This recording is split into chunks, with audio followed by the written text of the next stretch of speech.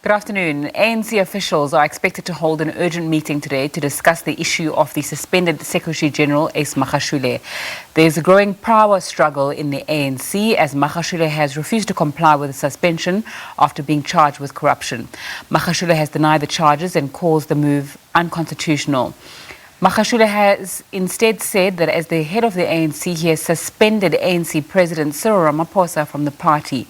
Magashule's corruption, fraud and money laundering charges are linked to a failed multi-million rand asbestos project when he was Premier of the Free State. Samkele Maseko has more. For the first time since the dawn of democracy, the ANC has suspended a sitting national official. Secretary-General Ace Magashule, who is facing fraud, corruption and money laundering charges, has been suspended. If branches say I must step aside, I was elected by branches at conference. I will go back to a special conference and the branches must say to me, Comrade Ace Magashule, step aside. I will then do so because it will be coming from the basic unit of ANC, the branches which voted for us at conference.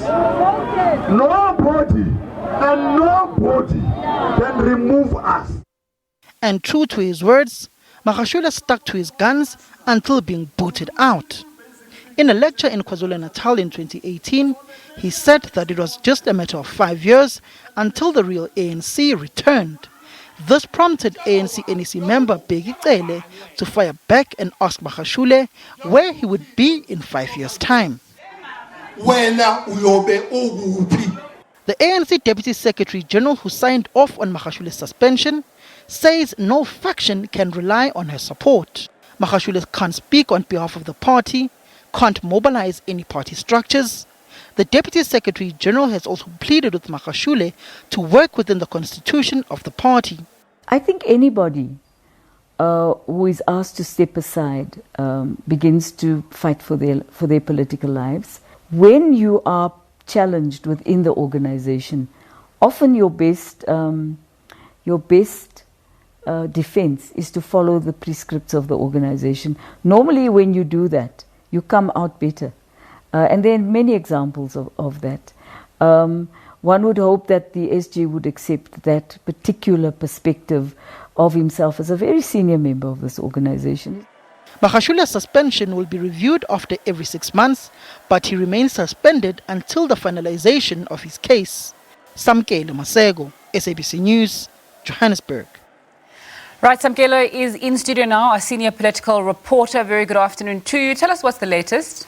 Essentially what's the latest here, Nzinga, is that the ANC president in an ANC caucus meeting in the National Assembly, remember the president is answering a Q&A session in the ANCOP this afternoon. He has responded in the ANC caucus in his opening remarks in saying that he only received this alleged suspension letter of the ANC Secretary-General to him late in the evening at 10 o'clock yesterday evening.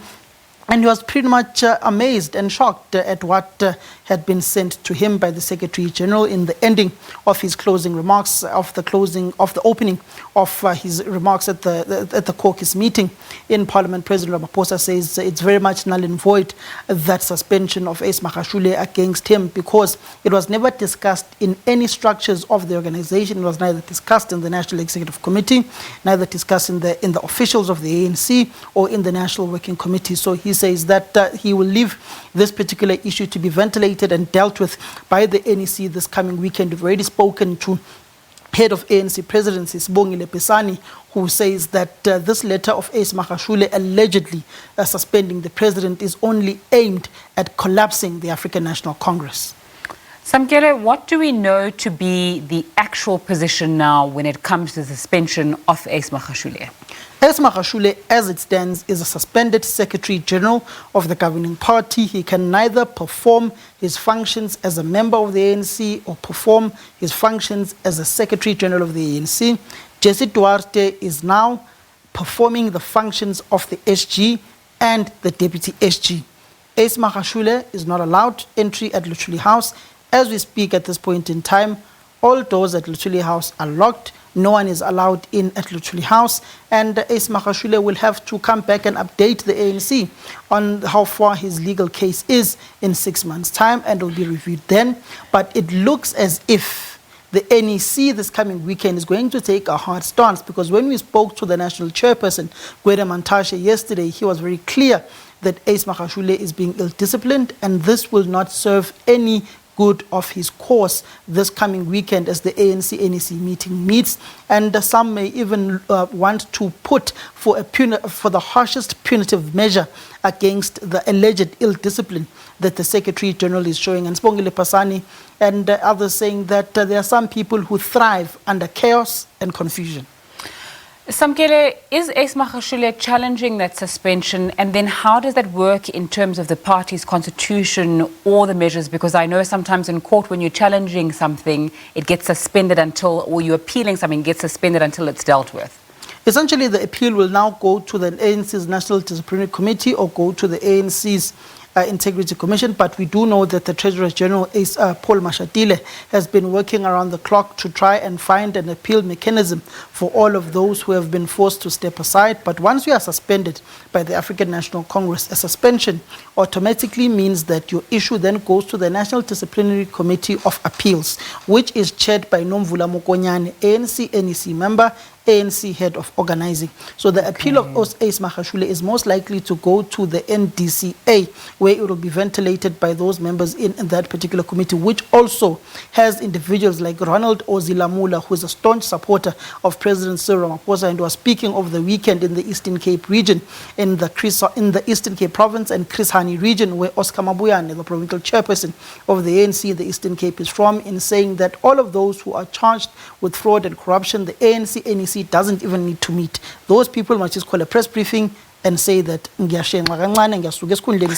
I'll come back once my cases are done. But he is saying that these ill-disciplined leaders of the ANC are going around and abusing ANC structures in mobilizing support for their alleged malfeasance, corruption, and thieving of state resources.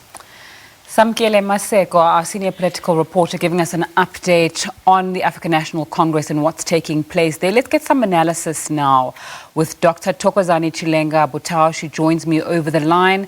Thanks so much for your time on SABC News today. So how would you characterize the kind of issues that we're seeing around the ANC? On a hybrid. Dr. Chilenga Butao, very good afternoon. If you can hear me, can you just give us your sense of what's taking place in the ANC right now? Thank you for having me this afternoon. So what we're seeing is a culmination of a lot of issues in the ANC over, let's say, past the past 10 years, if not longer. Many people, both inside and outside, have lamented the problems of mismanagement and corruption within the ANC as the governing party and therefore within government. And what we're seeing is pressure within the ANC, probably caused by pressure outside of the ANC, asking members who had been implicated in malfeasance to step aside. Mm-hmm. What's your understanding of the current position of Ace Magashule? He's in a very tight and uncomfortable corner politically.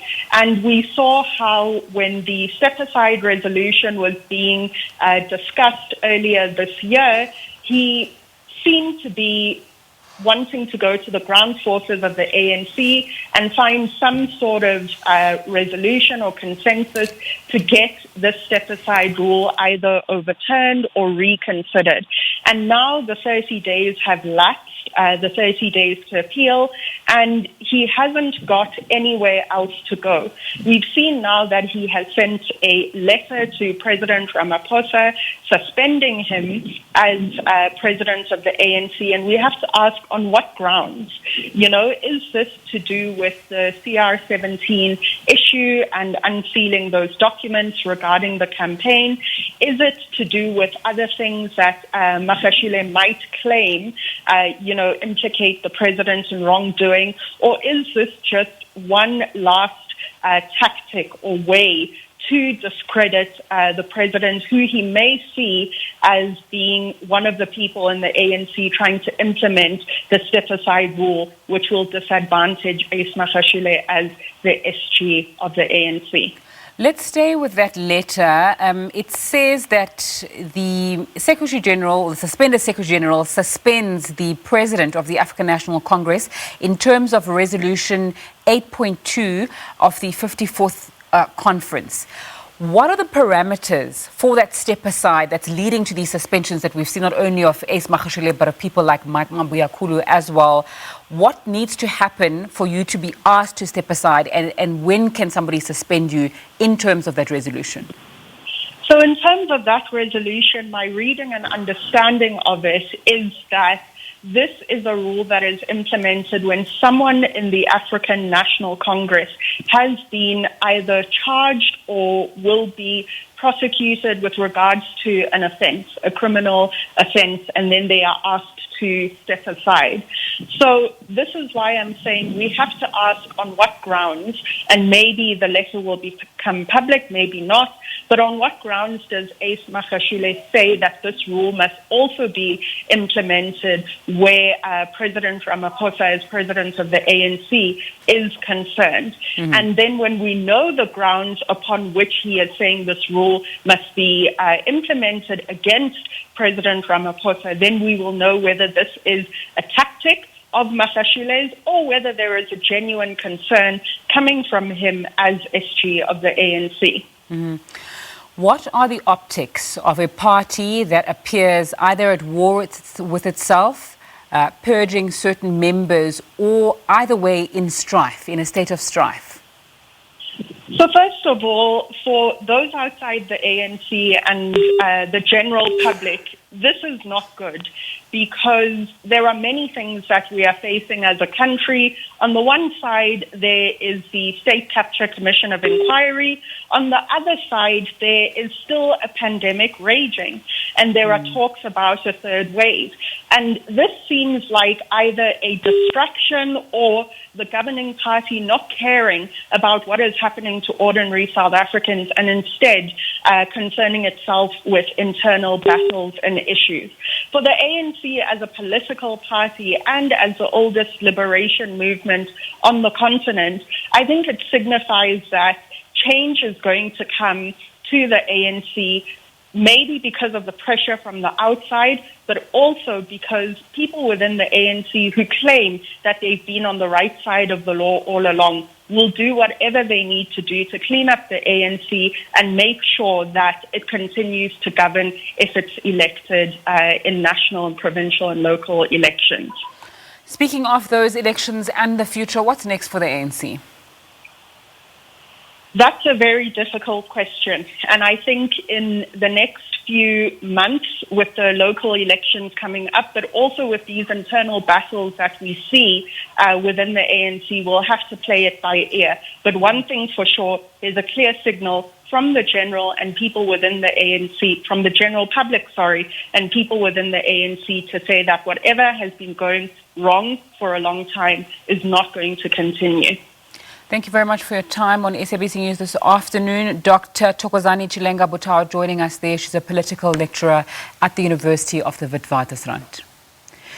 Let's go now to the Judicial Commission of